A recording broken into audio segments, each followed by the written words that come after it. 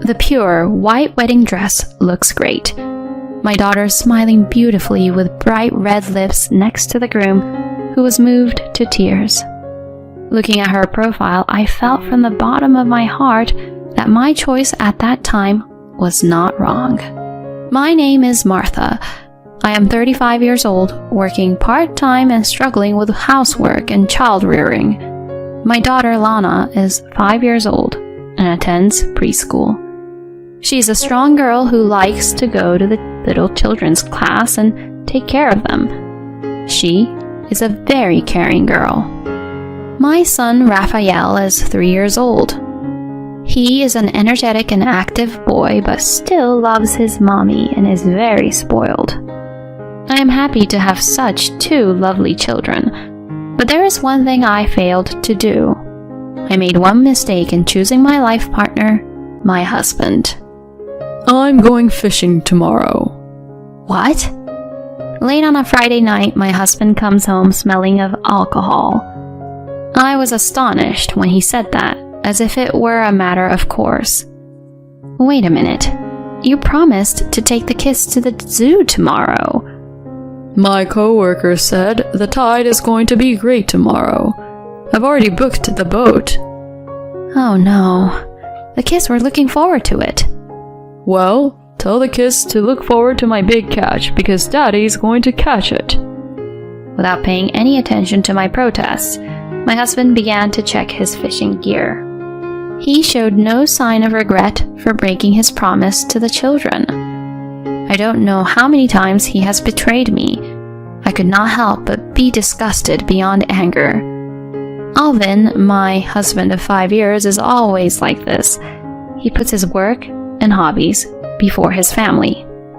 Of course, he never takes care of the children or housework. He only takes care of the children on days when he is in a good mood. He makes promises to the children to make them happy, but then breaks them for his own reasons. If you ask him to take care of the children, he complains that all of his colleagues' wives do it all by themselves. He does what he wants, and my husband is a perfect example of a selfish firstborn son. I wonder if I will have to live with such a selfish person for the rest of my life. I wonder that every day. But he still takes his job seriously and gets paid a good salary. He doesn't keep his promises, but he is not violent towards his children. My friends around me say that men will always be children. Since they say that, I have given up on him. Then one day, my daughter suddenly developed a fever of 102 degrees Fahrenheit and had to miss preschool. We rushed to the hospital and found out that it was the flu. I thought I would give her something to eat before going home and giving her medicine. However, there was nothing in the fridge that a sick person could eat, and I didn't think I could go shopping with my daughter who had a high fever. While I was looking for something she could eat, our daughter has the flu, so please pick up some jelly or fruit on your way home. I texted my husband on his cell phone, but when my husband came home in the evening, all he had in his hand was his commuter bag. Did you get the food I asked for? Oh, I forgot. It can't be helped, I had a very long meeting today. Without a sign of apology, my husband quickly changed into his room clothes and peeked into our daughter's room. Daddy's home. You've got the flu, huh? Poor little thing. He talks to her in the manner of a kind father who worries about his child. I sighed in a way that my husband wouldn't notice. If you're really worried about her, at least buy her something to eat. I'll go get some jelly, so you watch the kids. Yeah. Despite my uneasiness of what he said, I hurriedly drove away for my daughter. When I returned home after buying my daughter's favorite food, I saw an astonished sight. My son was cuddling up to my daughter, who was coughing and sleeping, and reading her a picture book. Hey, I told you to watch the kids. Lana could get Raphael sick if they're in the same room. I protested to my husband, who was lying on the living room sofa watching TV. He glared at me with a grim look on his face. Shut up. I'm tired from work. It's your fault for not stocking up on food for times like this. Maybe so, but... Mommy! I heard my daughter's voice, as if our arguing had woken her up. Look, she's calling you. I had so many things I wanted to say to my husband, but I couldn't ignore my daughter who was suffering. Mommy, welcome home. I was reading to her because she was in pain. Well, thank you, Raphael. I laughed, not wanting to ruin my son's kindness by getting angry. I was laughing without effort while I was taking her temperature and feeding her Jell-O. My husband was giggling while watching TV. As expected, just as my daughter was getting better, my son came down with a fever. Even when he saw my son coughing bitterly in the morning, my husband did not care. Poor thing, he would say. He does not come home early because he is worried about his son, and he goes out drinking instead and returns in the morning. He has not a single word of sympathy for his wife, who is lying on her stomach next to his son, sleeping with a bright red face. I wondered if there was any point in staying married to this man, watching him sleep comfortably, smelling of alcohol and snoring loudly. These words kept coming back to my mind. When my son's fever had gone down, I finally came down with a fever. I knew I had to go to the hospital. I was too nauseous and lethargic to move as much as I wanted to, and the next thing I knew, it was evening. The fever had risen to nearly 104 degrees Fahrenheit. My daughter was unable to go to preschool. She came to check on me several times while playing with her brother. Mommy, are you okay? Do you want some water? Thanks, Lana. I'm sorry, Mommy can't make lunch. It's okay. I ate bread with Raphael for lunch. What a good big sister. I felt sorry for my daughter and was moved by her kindness. Then my husband finally came home. Jeez, what a dirty room. You've been home all day. What have you been doing? I didn't have the energy to talk back to the man who complained about his wife, who clearly was not feeling well. I'm sorry, I have a fever. What the hell are you doing? You're so pathetic for a mother. What's for dinner? What? You're kidding, right? I can't cook. I can't even stand up. You've got to be strong and get up. My company won't let me take off just because I have a fever. I had no choice but to stand up after listening to my husband's ridiculous demands. But then my eyes swayed and I slammed into the door with all my might. I groaned in pain and sickness, and my husband looked down at me as if he was staring at something dirty. Enough. I'm going to the bar. Wait a minute. We need to feed the kids. I'm tired and you're not even going to prepare food for your husband when he gets home. And you're asking me to make food for the kids? Wait. I desperately grabbed the hem of my husband's pants, but he shook me off without hesitation and walked out of the house. Mommy, are you okay? My daughter rubbed my back anxiously as I collapsed in the hallway. Alana, I'm sorry. I need to call your grandmother. But my mother said there was a musical today that she was looking forward to. I feel bad for calling her at this hour. Oh, who can I return to? I need to call an adult. I talk to my daughter as if I'm mumbling in a daze. Mommy! Mommy! I was unconscious before I knew it. When I woke up, I saw a blank ceiling in front of me that I did not recognize. As I gazed at it blankly, Martha! I heard a familiar voice calling my name. I moved my head to see my mother and my children sitting with tears in their eyes. Mom! I'm so happy. I'm so happy. My mother covered her face with her hands to hide her tears. Mommy! My children clung to my body. Alana, Raphael! It seems we are in a hospital. After I lost consciousness, my daughter called her grandmother in tears. She said that she had rushed to the house in a panic because of her unusual call and found me and my crying children lying in the hallway. I was rushed to the hospital where I was told that I had been asleep for a whole day and that I had contracted pneumonia from the flu, but that I was in a good health. Lana, thank you. You saved Mommy's life. When I patted her on the head, she cried even more. She must have been so scared because her mother collapsed in front of her eyes. Feeling sorry, I cried a little too. After a while, my mother-in-law with an ogre-like face and my husband with a pouty face appeared in the hospital room. Apparently, my daughter had asked my mother-in-law for help as well. And my husband, who left me with a high fever and went to a bar, was scolded by his mother. Martha, my son has really done something terrible. I'm sorry. That's not true. Martha asked me to go out for dinner because she couldn't cook due to a fever. Right, Martha? My husband winked at me as if he wanted me to go along with him while he was telling outrageous lies. I was horrified that he could only think of his own self-preservation when his wife was in this situation. As I was about to open my mouth to argue with him, my daughter interrupted me and shouted, Daddy, you liar! What? You stepped over Mommy asking for help and went out drinking! My mother and mother-in-law looked at my husband with a puzzled look at my daughter's revelation. Of course, my husband was in a panic. I didn't step over you. So, you are sure you didn't do anything wrong in abandoning Martha when she asked for help? My mother-in-law glared at my husband, who had dug his own grave. My daughter continued to speak the truth.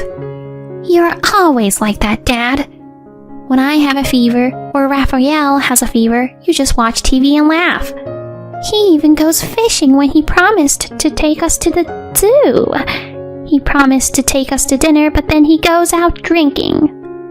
I'm tired from work. And I've got to work too. Mom works too. But Mom always cooks a delicious dinner, feeds me Jell-O when I have a fever, and plays with me a lot on her days off. Mommy doesn't make a lot of money, so that's why she can do that kind of thing. Look, next time I'll use the money I earn to buy you that game you've all been wanting. As my husband's disgusting behavior was revealed one after another, my mother-in-law and mother's eyes grew colder and colder. Unable to bear it, my husband tried to put our daughter in a good mood by offering her money and other things, but she resisted him violently. I don't want it. I don't want games. I don't want Daddy. I don't want a daddy who bullies Mommy. My husband screamed at her refusal. I don't want games or toys. I just want Mommy to be happy. My son clings desperately to the bed, mimicking my daughter, who hugs me with tears streaming down her face. I'll stop asking for toys and eat my broccoli. I'll do my best even if Daddy's not here. Raphael, not you too. Even his son rejected him, and my husband's complexion went even paler. He's not so foolish as to make a flowery statement that my children need a male parent after being told this much. I held the children close to me as if I were ready to make my decision. Okay, I'm going to say goodbye to Daddy. My husband shouted in protest. But I've given you money so you could live without inconvenience. That's true. Thank you for all you have done. But from now on, I will raise our children. You sure about that? I'm not giving you the house. I built that house with my money. It's all right. You three can come live with me. Mom! My mother cut off my husband's desperate resistance. My mother-in-law also patted Lana on the head and smiled. Grandma is on Lana, Raphael, and your Mommy's side. You can always count on me. Mom, you're taking their side too? But I'm your son. You're not my son anymore. My husband lets out a quiet scream. I guess I've made a mistake in raising my son. You look just like your father that I divorced, and it makes me want to vomit.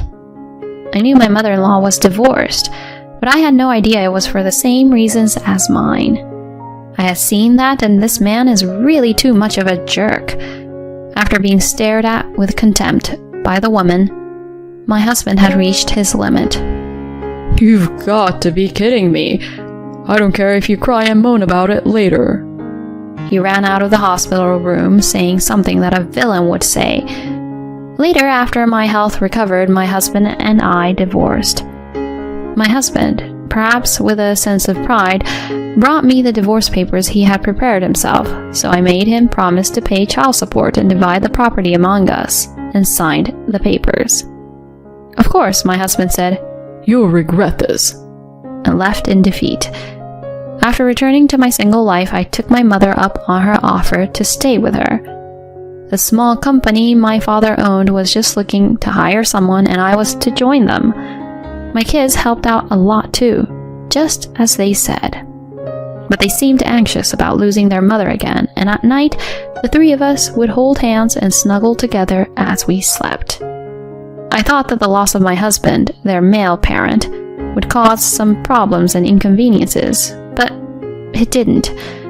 In fact, I was no longer disappointed by my husband's expectations or treated unreasonably, and my children and I enjoyed our new life with a refreshed feeling. One day, while those days were passing, I received a call from my ex-husband. I picked up the phone, wondering what was going on, and heard him breathing very hard. "Hello, can I talk to you for a minute? Sorry I sound like this." I don't mind, but what's this about? "Well, I've got a fever. Okay. I have a headache and a sore throat. Okay. And I've got the chills." Okay. Take care of yourself. "Wait a minute." I was about to quickly hang up the phone, but my ex-husband hurried to stop me. What is it? "I told you I'm in pain. Do you understand? Your husband is suffering." What? Husband? Are you kidding me? I'm not your wife.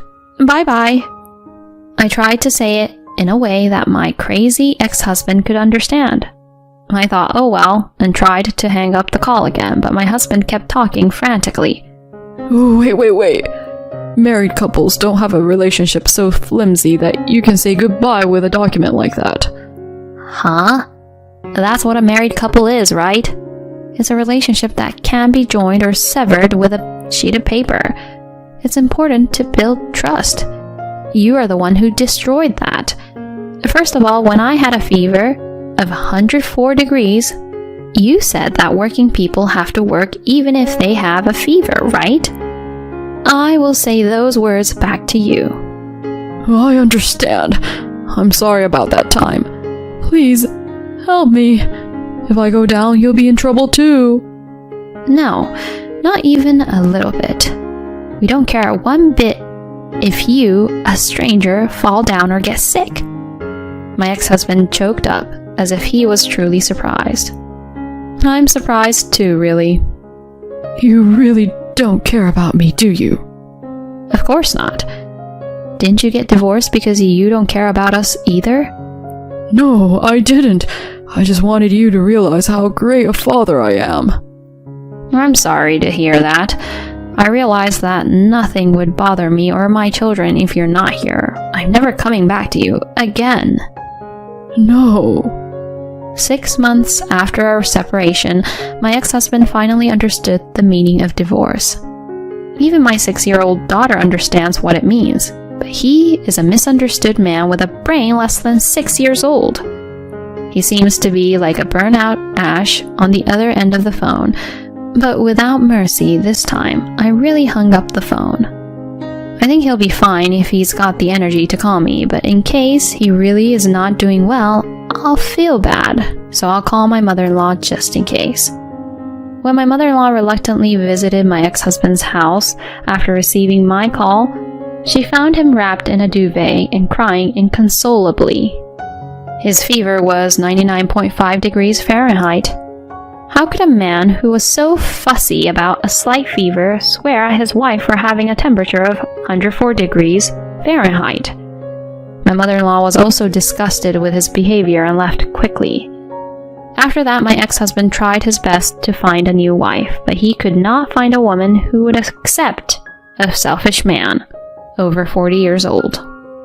My mother-in-law also said that my ex-husband, who grew up to be a man like her ex, has become physiologically unacceptable to her, and she will never let him in the house. He was so dependent on me that he couldn't do the housework. His life was in shambles. He drank and ate heavily due to stress, and his health checkup results showed that he was in need of a lot of tests. Whenever he became ill and felt lonely, he would write or call me to complain about the misery of his life and the pain his body was going through, but of course, I ignored it all. A few years later, when I decided to remarry, I offered to withdraw child support and changed all of my contact information. 18 years later, Lana, congrats on the marriage. Dad, you're crying too much. Lana laughs in amazement as my husband weeps profusely in front of our daughter's wedding. I got remarried a few years after the divorce. Working in the field of education, my new husband has a heart as wide as the sea, and he loved my children from the bottom of his heart, even though they were not related to him by blood. Even though I am a female parent, I can say that he devoted himself to our daughter, especially when she was in her teens. He definitely melted the heart of my daughter, who had lost faith in men because of my ex-husband. Perhaps that's why she chose the current groom, a passionate man who would weep along with my husband. I smiled a little at the sight of the two big men crying before the ceremony even started and took my daughter's hand. Lana, be happy. My daughter giggles at my words, her beautiful face scrunched up in a smile. What are you talking about, Mom? I have always been happy. I've been happy ever since I was born your child. Lana. Mom, I'll make sure to make Lana happy. The tears that were about to spill out unintentionally were pulled back by the sobs and tears of the groom, who was sobbing even harder than before. It was a mess. But a wedding like this is not so bad. I don't even know what I'm saying. The girl who wipes the groom's tears with a sullen look on her face is a fully grown woman, and there is no trace of her childhood. But her kind and caring nature has not changed since she was a child. I'm glad I got to be your mother. Congratulations on your marriage. Hey, you are sleeping out there, remember? On the night of the family vacation, what came out from my mother-in-law's mouth was something I had never imagined. Mom, outside? Didn't you hear me? There's no room for you. Outsiders should sleep in the parking lot. Oh no. Why did my mother-in-law offer to share a room with me? Now I finally understood why. I had been looking forward to this family vacation for a long time. I thought it would be a good opportunity to get to know my mother-in-law better. That's what I had thought. However, I had no way of knowing that things would take an unexpected turn later on. My name is Ella. I'm 29 years old. I'm a housewife, and I work for a company. I married my husband Dan about 6 months ago. After 2 years of dating, we made it to the finish line. For 1 year, we lived together in the apartment where he lived. I thought I would continue to live there after our marriage, but one day before we registered, he said something like this. My mom is asking me to rent an apartment near their house. What? Your mother? Why? I don't really know either, but my parents are getting old, and it would be safer to have someone younger nearby. You know, I'm an only child. I see. As I recall, your mother gave birth to you at an older age, right? Yes. She had me when she was 38, so she's almost 70. These days, she has trouble walking to the supermarket. I see. According to Dan's story, my parents-in-law are worried about their future since they are both quite old. They don't seem to have any problems in their daily lives, but they must be feeling a little anxious. However, thankfully, they are not asking us to live with them. It would be harder for us to move in together, but it would be easier for us to live close by. I smiled and said to Dan, I understand. I'm worried about your mother and father. So let's move closer to them when we get married. Is that okay? You say so easily. Because you're worried about your parents too, aren't you? But then, you might have a hard time. Well, they're my in-laws. But they're going to be my family now.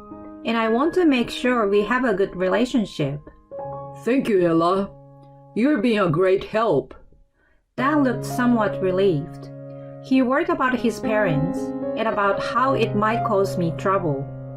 I guess he was also conflicted by the combination of these feelings. The moment I saw his relieved face, I also felt somewhat refreshed. I'm nervous about being so close to his parents, but it will lessen Dan's anxiety. Besides, I'm their daughter-in-law too, so I should do what I can to help. Thus, when we got married, we moved into an apartment, which was a 10 minutes walk from my in-laws' house. When I showed up at my parents-in-law's house after the move, my mother-in-law called out to me happily. Ella, thank you so much. Dan told me that you accepted the offer to live nearby so easily. Oh, it's nothing. I would like to help in any way I can. As I recall, your parents live far away, right? Yes, about 2.5 hours by train. Oh my god, that's a long way. But that's okay. From now on, you can think of me as your other mother and be spoiled a lot. Mother, yes, thank you. My in-laws have a very friendly nature and are never painful to talk to. I would have a good relationship with them. That's what I thought. But at that time, I was still unaware of what was about to happen. I was about to face an inevitable problem. It was one day, about a week after our marriage, that I realized this. My husband works on the weekends, so our days off do not overlap. But since we both cherish our mornings and evenings, we didn't miss each other much. It was Sunday, and my husband usually goes to work. It was a little after 9 a.m. I was having a leisurely breakfast when the intercom rang. I wondered who it was. I thought I should have received all my packages. Maybe something from my mother at home? Mother! I shouted out in surprise. Then my mother-in-law opened her mouth, looking somewhat unhappy. How long are you going to make me wait, Ella?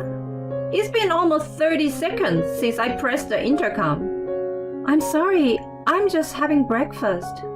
Breakfast? What time do you think it is? You're such a senseless person. What? Don't just stand there. Get the slippers ready. And some tea. Yes, here you go. I did as I was told and prepared slippers for my mother-in-law. Before I could invite her in, my mother-in-law headed for the living room, sat down on the sofa, and began to look around the room. I don't know why she was in the bad mood, but I must have put her in a bad mood any longer. I hurriedly prepared a cup of tea and brought it to her. Here you go. I'm sorry I didn't have any tea cakes. She sighed and said in a disgusted tone, You can't even make tea properly. You're not a good wife, are you? I guess I will have to train you after all. Huh? Train me? All right. Now that I have given you my blessing to marry Dan, you are going to act exactly as a member of the great family from now on, okay? Nobody talks that way about accepting our marriage, right? And besides, don't you remember? You said, think of me as your other mother, right? At these words, my mother-in-law burst out laughing and looked at me as if I was an idiot. What are you talking about? You can't possibly have taken those words seriously. Of course it was because your father-in-law and Dan were there, weren't they? Then you mean you didn't really think that? Of course. What's the value of a plain, good-for-nothing wife like you? Dan brought you here, so I said yes for the time being. But I was supposed to be the one to find Dan's partner. But that doesn't mean you have to talk like that. Shut up. All you have to do is what I tell you to do. I finally understood what I had seen in my mother-in-law. I realized that everything I had seen of my mother-in-law was a fabrication of her character. In reality, she was a person with such a warped nature. Perhaps she became this way because she loved her son so much. But that does not mean that she should be hostile toward her son's wife. However, I don't think she would listen to me even if I talked back to her. Besides, I didn't want to upset family relations in a situation where we had just gotten married. It is not in my nature to disobey my elders. No matter how wrong my mother-in-law's way of thinking was, it was not so easy to talk back to my husband's mother. The fact that I didn't speak back here made the situation worse.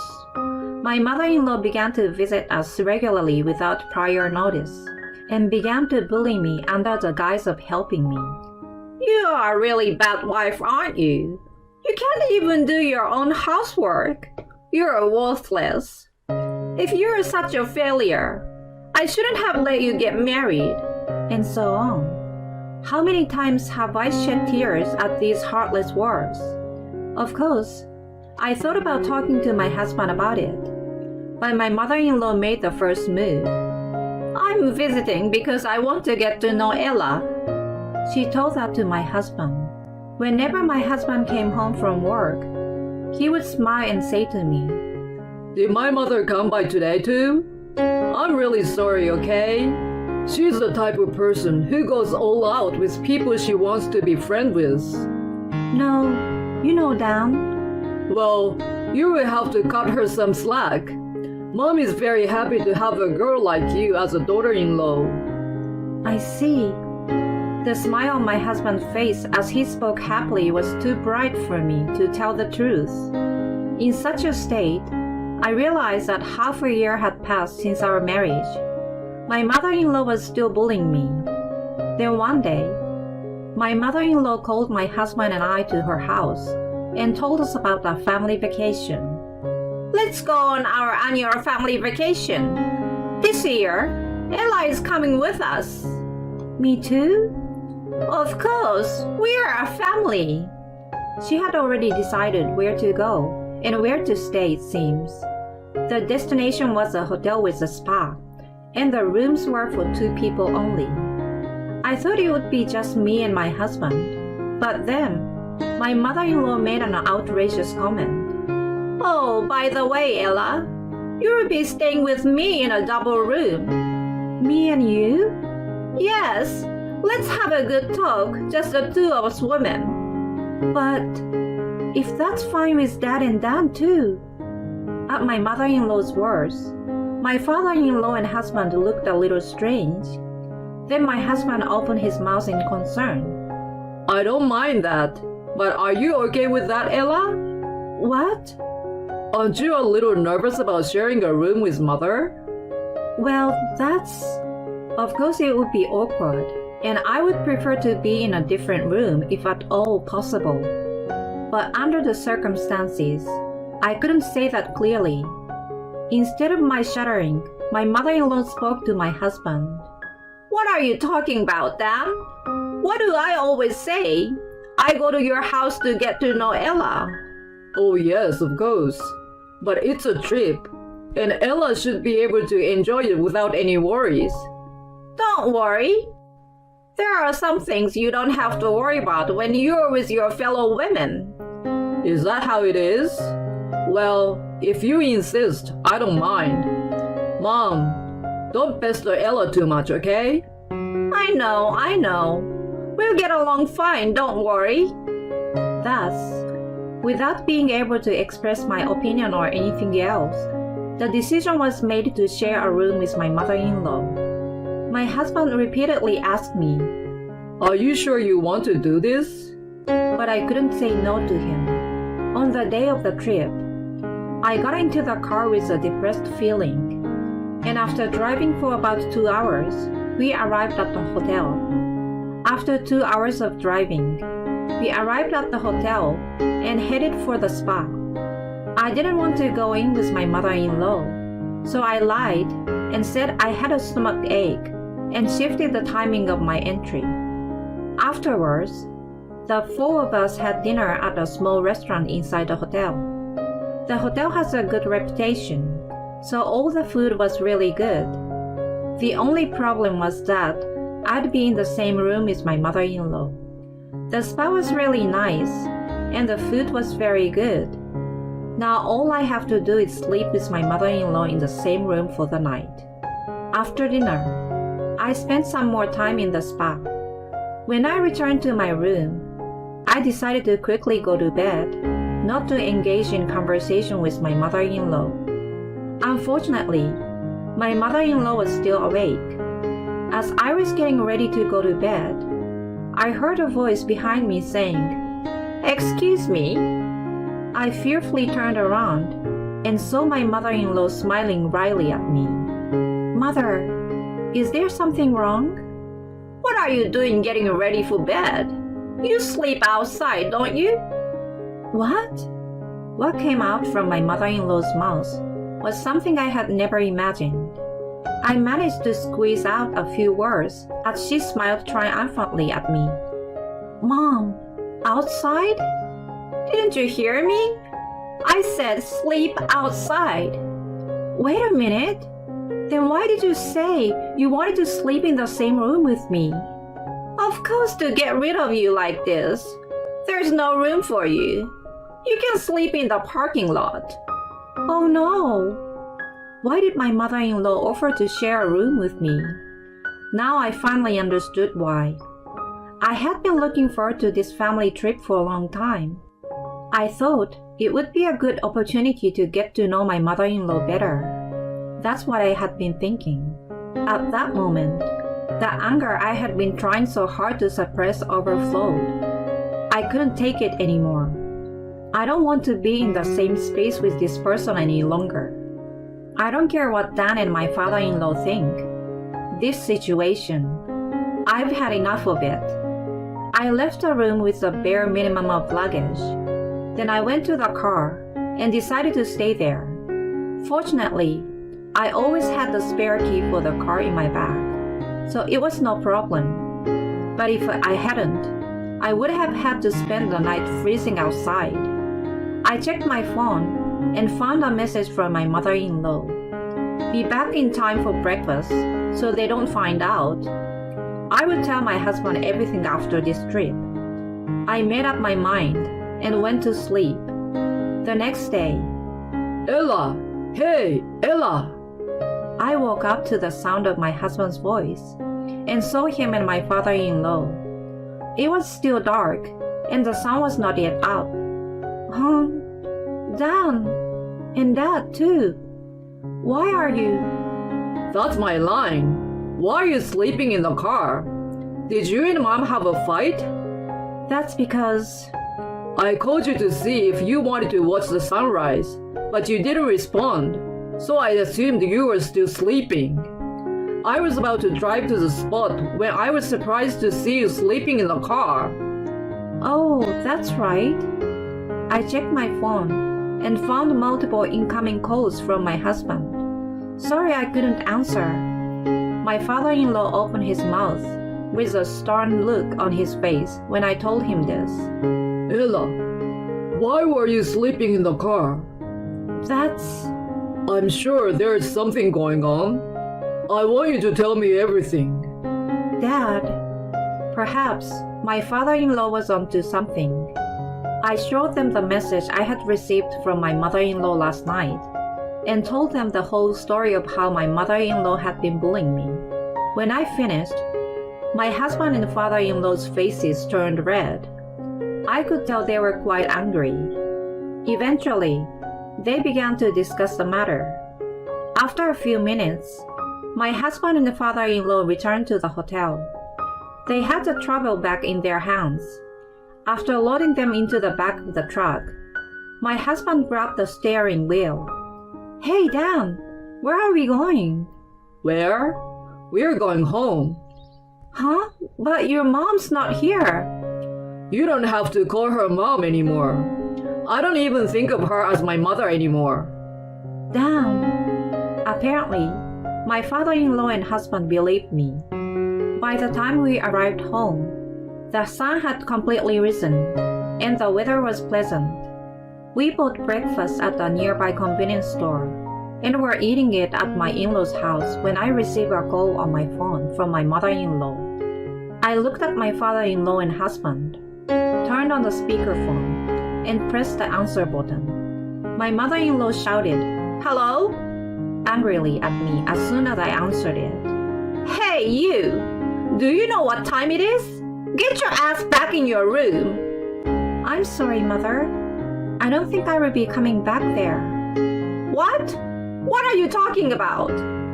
If it gets out that you didn't stay in your room, I'm the one who is going to get to be pissed off. Get your ass back here, you stupid wife!" At that moment, my father-in-law slammed the desk with a bang and took my phone away from me. Then he shouted angrily into the phone, That's enough! You've been picking on Ella behind our backs. Didn't you have any shame? You're the one who is an idiot. "What? Wilbur, why are you?" I'm so sick and tired of you. I can't believe you've been pretending to be friendly with Ella and picking on her. I'm divorcing a lousy woman like you. Don't you ever come home again. "Wait a minute. It's a misunderstanding. Ella and I had a fight last night." My husband snatched the phone from my father-in-law, his voice rising. A fight? Then why was Ella sleeping in the car? You forced her out. "Dan, why even you two?" I'm telling you, we've already gone home. You can pay the hotel bill there too, okay? And Dad says he won't let you in the house anymore, so you will have to go someplace else. "No way! Wait, Dan!" You had it coming. It's your fault for making Ella suffer. I will never think of a woman like you as my mother ever again. I don't want you in our lives ever again. My husband hung up the phone and blocked my mother-in-law. He then bowed deeply to me. Ella, I'm sorry I didn't recognize it before. I'm so sorry for all the pain I've caused you. "Yeah, me too. I just couldn't tell you the truth when I thought about how you are your mother's beloved son." I will protect you from now on. So if you have any problems, you must talk to me right away. "Okay, thank you." After that, my mother-in-law had a rough time. Since she didn't have a credit card, she couldn't pay for the hotel, so she kept calling her husband's phone. But he didn't respond and completely ignored her. My mother-in-law had no choice but to contact her own brother and asked him to replace the money. When he heard about all this from my father-in-law, he was so furious that he forced her to sign the divorce papers that my father-in-law had prepared and took her in. She now lives in her brother and sister-in-law's house and works part-time to make ends meet, and is apparently being treated like a slave. Her brother and sister-in-law also bully her, and her life seems to be really hard. However, she has nowhere else to go. She will probably have to spend the rest of her life as a housekeeper at her brother and sister-in-law's house. I, on the other hand, took this opportunity to move in with my husband to my father-in-law's house. We have decided to remodel my parents-in-law's house. All the expenses are my father-in-law's, and they are even going to add a room for our future child. I can't thank my father-in-law and husband enough for believing my story and going to such great lengths. I want to contribute as much as I can as a daughter-in-law for them who saved me.